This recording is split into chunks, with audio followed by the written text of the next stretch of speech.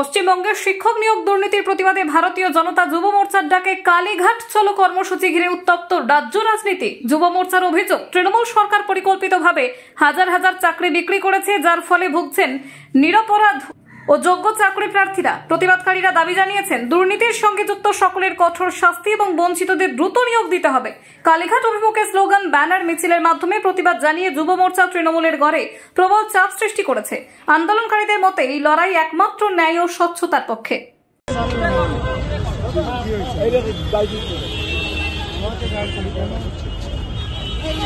কোথায়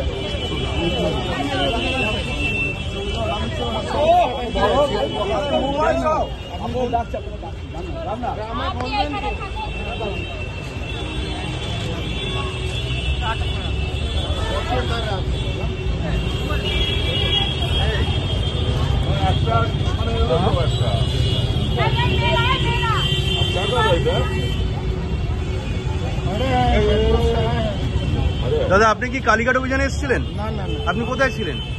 আমি এখানে কাজে এসেছিলাম। উনি তো আমাকে বিজেপি কর্মী তো?